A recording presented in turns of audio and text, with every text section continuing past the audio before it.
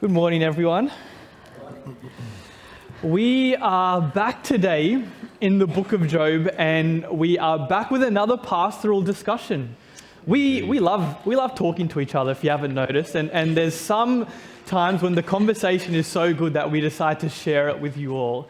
But I've got a confession to make. So this pastoral discussion sort of happened. I don't know if you guys remember, but it happened because I didn't feel okay with preaching on the last book of Job just like that. So over these last couple of weeks, we've been moving through the book of Job. And now that we've come to the final chapters of Job, this is the part where God responds to Job. And I remember, sitting down, putting the sermon series together, and I was not comfortable preaching on how God responds to our human suffering. Because I feel like Job leaves us with a lot of questions. Job addresses a lot of the questions we ask. And so I figured I would gather some of the greatest minds the world has ever seen in the form of Pastor Darren and Pastor Faye, and bring them to you today for, I called it a Q&A, but I'm going to call it a Q&R, because today I don't think we might not answer some of these questions, but we will respond. And so we've got a couple of questions that we want to work through on human suffering and on God's response to human suffering. And I don't know, what's been your journey with your questions and your journey with God in this space? It's not on the script, but I think there's times where you go through life and you just cling on by your fingernails. And I think if you live long enough, you will have those moments and you just cling on to God, and your prayer might get as far as help. Yeah. Not always like that, but it's, sometimes. I think all of us can relate to, if not all of Job's story, but at least some of it. Put your hands up if you feel like you've had some Job moments in your life. Yeah, I think most of you can relate to that. And I think if the Bible wrote down every person that's been through the Job experience, our word would be like this much thicker. And I think it's here for a reason. God wants to tell you that he sees this. We're not here for a picnic. and I think we all can relate to that. And so I think it's great to look at Job and say, I can relate to that. And Darren's right. That be still and know that I'm God. Who's been on the floor almost in fetal position, just be still and know that I'm God. And that's all you got left. And I think many of us in this room have been in that place where you just can't answer any questions. It's just too much for you. So I guess this morning is about saying we're all in this together. And Job gets it, and God gets it is more the point. Yeah. And in that same vein, we all have, I've had people ask me some of these questions. I've also wrestled with these questions myself. At some point, when we look at a world and the way that it is, when we look at our own experience, we ask these questions of God. And so I think it's nice to have this moment today, because we're going to get to explore some different viewpoints and some different responses from different experiences and different people to these questions. We almost attacked you at some point in that room, didn't we? Sorry. Rahel asked a question and we go, ah! I was terrified. But it's good because they're good questions. And so the first question that I want to ask, and it's a big question, but it's the question, why does God allow suffering? And I've put underneath there, is that the right question? Because it's a question that I've asked, it's a question that I've been asked. Why does God allow suffering? Well, I happen to have Job 41 open in front of me. And the answer is fire-breathing dragons. What an answer. It's not really, but when you look at what Job is given, there is, from chapter 40 into 41, you have the Lord speaking to Job. And just because I enjoy this section, I just want to read a few verses of it, because I know, you weren't expecting this either, but I've been thinking on this. So this is Job chapter 41. Verse 12, I will not fail to speak of his limbs, his strength and his graceful form. Who can strip off his outer coat? Who would approach him with a bridle? Who dares open the doors of his mouth, ringed about with his fearsome teeth? His back has rows of shields tightly sealed together. Each is so close to the next that no air can pass between. They are joined fast to one another. They cling together and cannot be parted. His snorting throws out flashes of light. His eyes are like the rays of dawn. Firebrands stream from his mouth. Sparks of fire shoot out. Wow. And so it continues. Why does God give that in response? Because last week it's very much about Job searching for answers and his friends are useless in terms of providing answers. And now God's giving a bunch of answers and not answering in one sense. And I think even with God's answer, for me, it's saying, wrong question. Because the answer is so completely left field from what Job is looking for, that God is doing something else here and signalling to Job, wrong question. Wrong question. But also, the kids will relate to how to train your dragon. Simple, you can't. And if we know who the dragon is, you can't. We live in the dragon's lair. And I'm yet to hear anybody, when something goes wrong, say, oh, that terrible devil, look at living on this planet with that creature. Look at what he causes. We instantly go to blame God. And yet, while I was away, I think you guys used my illustration of the deep sea diver. We live in an environment that this isn't what God created for us. It says that nature still groans and waits for the redemption. We're not there yet. It's not till Jesus comes back that everything... we've been redeemed on the cross, but it's not that physical redemption. We're living in his space. Why aren't we saying, look at that rotten old devil, look what he's doing? But no, we go straight to, why does God allow this? Yeah, it's all God's fault. All God's fault. And I guess you think in the time of Job, the Messiah had not yet come. No. And so in that sense, and that's the picture we get in Job 1 and 2, Satan was the prince of this world. And it's only come the cross that the battle tips. And now we know what the ending will be. And the cross is such an interesting picture because, it's when we talk about it, it's this image of victory, it's this triumph over death, over sin, over suffering. But, God does that by suffering himself. God enters into the world, he becomes a man, becomes flesh, and he takes on that robe of suffering. It's so easy, I think, in the conversation of suffering, not to forget that we have had a God who suffered and who suffers with us. He came down on earth to endure one of the most painful things ever so we could be redeemed.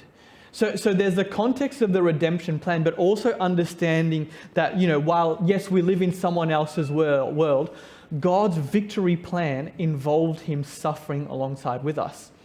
And so it almost, when I was reading the link this week and looking at your blurb, if you don't have the link, I encourage you to get onto that. It's almost a question of perspective. When God responds to Job, and next week we'll preach more. I'll be preaching on Job's response.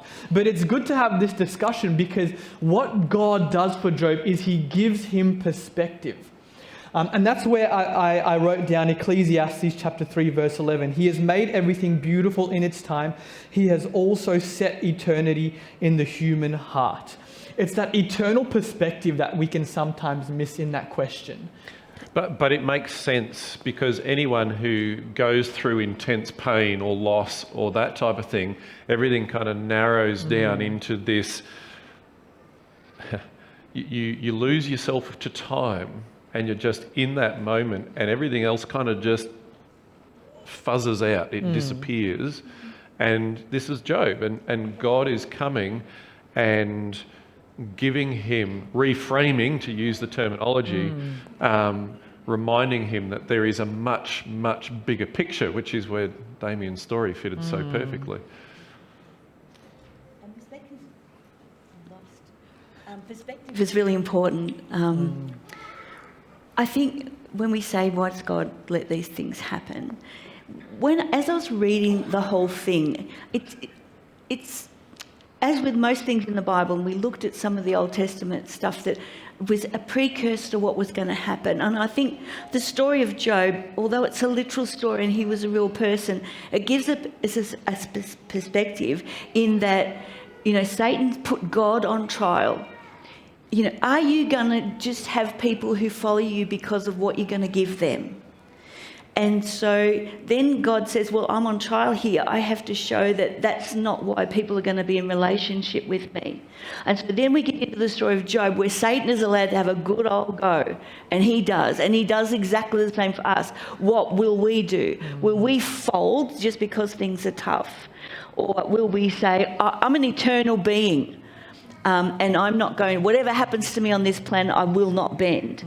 So we see the same story through the friends. And you touched so beautifully last week, Darren, when the three idiots of the ash heap. I mean, my goodness. And how many people, if you've been through terrible grief, will say, what did you do wrong?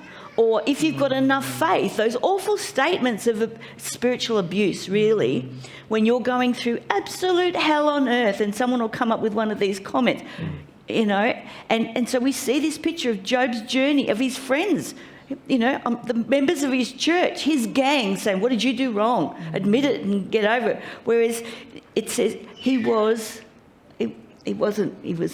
perfect, but he was guiltless because he kept confessing what he had. And then we get to this story where God says, let's look at the real perspective here, Job, on the great scheme of things. It's not all about you. I'm on trial for the way I react to in this planet. And let me show you that your love for me won't go unnoticed, but things might not be all great for you. That's just not the way it's going to go. Yeah, it's good you bring up the friends because, I like the way you described them. The ash heap idiots, I call them. Yeah. Yes. It's funny because then you get to the fourth friend and he comes out of nowhere and he asks, a question that we often ask when we try to make meaning out of our own suffering. And that is, can suffering be a part of God's plan? I think Elihu, in terms of the fourth friend, probably makes a little bit more sense than the other three. But I can say from experience that the last thing you want to hear when you are in the depths of despair from a loss or something like that is for someone to say, oh, this is all in God's plan. Well, I'm a parent. Darren's a parent. You will be a parent one day. Not one of us as parents would dictate trial or trauma for our children in reality. And so do you think God pre-plans disaster for us? No. But if I go back to the deep sea diver, he knows if he goes into the ocean, he's in another environment that he has to prepare for. He needs his oxygen, he needs all these things. If he gets attacked by the shark, who do we blame? He's in the shark's environment. So we need to take that into... We dwell in a place where we're under attack. A kid decides to be baptised. What's going to happen all the next week? Satan's going to have a good old go. Is that God giving him a test? Do you really want to be baptised? Of course not. It's the enemy, Yeah, and I think for me, this is quite an important one because we're not saying that God is not present in that, but God is not the author of it. And I guess that to me is the difference. So God can always bring good out of bad, and he does that time and time again in all our lives. But don't tell me that God is the one that's trying to destroy us. You in our conversation, you brought the text John 11:35. So, I touched on this last week, and this for me gives such an incredible insight. So John 11, you've got the story of the raising of Lazarus. And I won't take too long on this because I touched on it last week briefly. But in John 11, Jesus comes after a delay to Mary, Martha, and now Lazarus, who's dead in the tomb. And when he comes, the first person he encounters is Mary, who is this, puddle of grief. And rather than try to reason with her, knowing that he's going to resurrect her, he stops with her and he weeps. And then he encounters Martha, who wants to talk theology, and he does, but Martha still doesn't, how do you comprehend what he's about to do? But then he goes forward and calls Lazarus out of the tomb and resurrects him. And so you've got, Jesus, our friend in grief, Jesus, our friend in hope with Martha, and then Jesus, our King and Saviour, who resurrects. And I think it takes us from, God who just wants to talk theology to, because, don't hear me saying theology is not important, because that's how we understand God. But sometimes just God being with us in the moment is critical. And that also mirrors the stages of grief too, because in that question of why, I kept myself pure, I did everything you asked of me, God, why is this happening to me? Let me just sit with you, let my presence be enough for you, let me wash over you. And then when you get to the next stage of, so help me understand, give me perspective, God, then we have our theology to back us up. So there's so many layers to this story of just being a story of somebody going through, all heck, all hell's broken loose on him, to finally, I love the last little bit when he finally gets it. But I mean, that's your thunder for next week.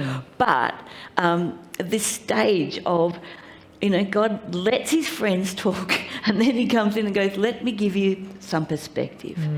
Let me tell you that eternity was planted in your heart. This doesn't stop here. And I think God views death a whole lot differently to what we do. And if you are in that moment of grief, to have a God that can thunder and say, I've got this all under control. Yep. I've got you in my hands. I've got this world in my hands. I've got this universe in my hands. Everything you see, I've got it under control. Yeah. It doesn't fix it in the moment, but it changes the perspective. Yeah, it's like, in the fiery furnace, our God will deliver. But even if he doesn't, I'm not going to change. I'm not going to change because I'm going to be here for eternity. If my life gets taken here, it's an eternal being doesn't worry about those kinds of things. Resurrection changes everything. Yeah. Victory over death changes everything for all of us. We know what's going to happen in the end. It's a whole different perspective. And so with this next question, because we've looked at, what does this tell us about God, the questions that we ask of God. But the book of Job also, I feel like, gives us some insight to, what can our place be in other people's suffering. And so, not to be one of the ash heap trio. Yes. And so to avoid being like them, how can we be there when other people are going through the ash and two eyes, fire? 2 ears, one little mouth that probably doesn't need to open too often. Because you can hurt somebody. I've seen people leave the church over somebody's silly comment. I remember I was only in my 20s when my dad died and I was about to get married. It was a very tough time. And people from the church, because I wasn't going to church at the time, I'd been... a pastor had come into work and said, if you don't start paying tithe, I'm going to excommunicate you. And I was 20, I think, at the time. And then my dad passed away and I was at the church for the funeral. And dear members of the church came up and asked me, are you taking this seriously?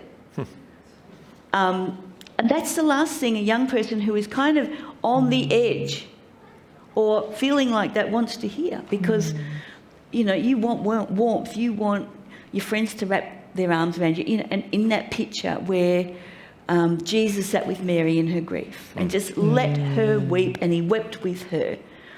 I think we need to take his model on that. Pick up on what he does. He doesn't go in there and blurt and goes, you idiots, what are you crying about? He goes in there and senses the moment. And whether you're ready to talk theology or whether you just want to be sitting down at his feet and being wrapped in someone's arms and let someone cook you a meal and just, I'm here. That's all you need to say. That's what we need to do. Yeah, because it's easy as Christians, like even for myself, we read the Bible and we come up with all these explanations of who God is. But sometimes, while what we might say is true, it's not kind and it's not... Oh. Yeah. We're trained counsellors. I mean, how does that feel? It feels terrible. I mean, goodness me. They just want you to sit there and listen to their pain. And we're so, so heavenly minded where there's no earthly good. When we do those kinds of things of shove theology to someone's neck, they don't need to hear it all the time. Sometimes they just want to know that you care. Darren, you can speak to that so beautifully. Yeah, I guess... So I go back to, and we draw an experience with this. So I go back to when we had arrived in New Zealand. We'd moved from South Australia to New Plymouth, and Rosie was pregnant at the time and ended up losing that baby about 24, 25 weeks. We had about a month between the ultrasound and when we actually lost the baby, and we knew for that month that things would not be what we'd hoped. And I guess in sharing this, I'm not trying to stir up anyone's, emotionally, but I share it because through that experience, I sat down in my healing process and I wrote an article that ended up being printed in the Adventist Review. And part of that was a reflection for others who had friends that go through that sort of loss, or I guess any sort of loss, that would say, how do we actually be helpful in that sort of situation? And, I have these, even today, that's now 25 years past, and I still have vivid memories of, some of the events of that. The time frame, it kind of blends, but the time, you never forget it. It's always part of you from then on. And I think anyone that has lost somebody, you never just park it and move on. It's always part of you from then on. So I guess the sort of things I talked about in that article that I wrote all those years ago were, number one, don't tell me that God has brought this loss to me for a reason. Do you hear what's wrong with that? And it's not that God doesn't bring things about, but ultimately my God is a God of love. And when Jesus was here on earth, he brought life, not death. He died for us in order that we might have life. And I shared last week, how I had received 2 messages on one day. One touched the heart because it was just somebody who was with us in their thoughts, and the other was, if you just believe, there'll still be a miracle. One worked, one didn't. Second thing I said in that article was, don't avoid us just because it's awkward. That's what we do sometimes. Well, I don't know what to say. And in the end, that's where doing something practical can be really useful. Cook something, drop in a card, some flowers, whatever it be. Just remind people in that point of time that they're not forgotten, that they're remembered. The third thing I said in that article was to acknowledge our loss. It is a loss. And you don't have to understand to acknowledge it. The fourth thing I said there was, actually, it's okay to laugh. Don't be offended if we can still laugh, because when you're going through this, you go up and down with your emotions, and 1 minute you can laugh and you can enjoy life, but 30 seconds later you're in the slough of despond, and you don't stay there, but it's you're all over the place at times. By all means, share what helped you in your time of loss. Tell us how you coped. But maybe the next thing would be, don't expect that we're going to be at church the next week. And this was a journey we had to go on. We had a couple of different friends that went through a similar experience. One of them disengaged from all their friends and all their church. It took them 12 months to re-engage. That was too long in a way. We had another set of friends who were very open with it, and they never disappeared, even in their pain. And I guess we watched that and said, actually, we don't want to disappear down a hole. And so I can remember preaching the week after, and that was my choice. I'm not saying that should have been, but for me, that was easier than sitting in the congregation where songs are sung and people show their sympathy. When I was preaching, my mind was busy. That's why I find it easier to take a funeral than to sit in the congregation for a funeral. Anyway, that was my experience. I guess the last thing was, listen to our thoughts about God and don't correct them. I've shared this story a few times with people because in retrospect, it's almost so ridiculous, it's hilarious. There was this guy who was travelling around in this big silver bus, and he'd turned up at New Plymouth and didn't know him from a bar of soap. And he decides on the Sabbath after that he wanted to preach. Anyway, we dealt with that, and the following week he was very apologetic because he didn't realise what had gone on, and he came and his conclusion to it was, because he'd been studying the book of Revelation and the 7 trumpets, and he said, listen, if you could just get into the 7 trumpets of Revelation, everything would be all right. Really? And so he felt the need to correct the path we were going on. And so, we found comfort in the word. Isaiah, never again will there be an infant who lives but a few days. There's a statement out of Ellen White, and she says, as the little infants come forth immortal from their dusty beds, they immediately wing their way to their mother's arms, they meet again, never more to part. And there's those sort of beautiful pictures that you hang on to, and it gives you hope. It's interesting you said that you preached. I took my mother's funeral and my sister's funeral and my nephew's, and I've got another niece next Monday in Toowoomba, and that process helps me deal as I go through the word, and that's theological as well. Yes. That it helps me process. And people say, how do you do it? And well, it's the greatest honour. I know those people better than just some pastor that's just come in. I can honour them better that way. So it's interesting how you deal, and you have to let people deal with stuff how they do best. And for me, that's for me the crux of this. It's okay to ask God questions and to throw the difficult things at him. And when you look at, and hopefully not stealing too much of your thunder for next week, but when you look at Job, he has a whole lot of questions for God and feelings that he expresses that, where are you, God? And yet at the end of it, it is Job that God affirms who is righteous and has not done anything wrong. And it is Job who prays for these 3 wretched friends. And I find that fascinating because to me that says it's okay to express your frustration to God. And I guess for me, one of the New Testament texts that leaps out for me time and time again, Romans chapter 8, where you've got that, finishing off with that grand, there is nothing that can separate us from the love of God. Before you get there, Romans 8:26. In the same way, the Spirit helps us in our weakness. We do not know what we ought to pray for, but the Spirit himself intercedes for us through wordless groans. Pretty powerful. Yeah. And that's where, I do want to read this quote out from your article, because it says, how do you tell people who desperately need a miracle that God doesn't always work the miracles we wish for?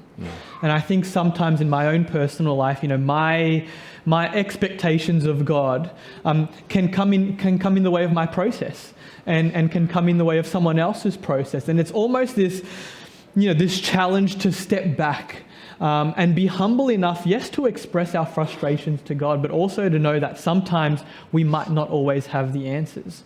And so Job, as a work of literature is very interesting because, as you said at the beginning, God gives an answer, but it's also a non-answer in some ways. It doesn't explain Job's suffering. It doesn't tell us why he went through what he did, but it ends with this picture of eternity. So what does that mean for us, our suffering in the context of the book of Job? I would sum it up as God is with us. And probably not coincidental that when Jesus came, one of the names he took was Emmanuel. Emmanuel. God with us. God with us. I think if you're looking at a timeline of eternity, that you can only really do in a circle, can't you? Because where does it start? Where does it finish? If you're looking at that kind of timeline, and we put our 10 years or 80 or 90, however many years we live, it's a very small amount. It's like seeing our sun in contrast to Betelgeuse. It's like seeing the perspective of God, how big everything is on his grand scale. Time on his scale is totally different. A day is like 1,000 years. So how long are we really suffering, you know? How long are we really got to wait for eternity? In the grand scheme of things, it's not that much. I know that doesn't comfort you for where you are now. But as Darren said, God is with us in every aspect. And he has these stories. He has these places where God's on trial for, are you going to just look after people who worship you, or are you going to, are you going to play favourites? No. The rain falls on the righteous and the wicked. You're in this together as humanity. This is where sin brought you. And now you deal with it until I come back to get you and everything has changed again. But on the grand scheme of things in eternity, and that verse where it says in Ecclesiastes, eternity is planted in our heart, gives us a perspective. Whatever your glass that you're looking through right now, it might be cracked and it might be shattered. It's like trying to put your makeup on with a shattered makeup mirror. It's terrible. You could end up with everything everywhere. It's the same for us. When we look through shattered glass at the perspective, it doesn't look right. But then we have to trust that God is God.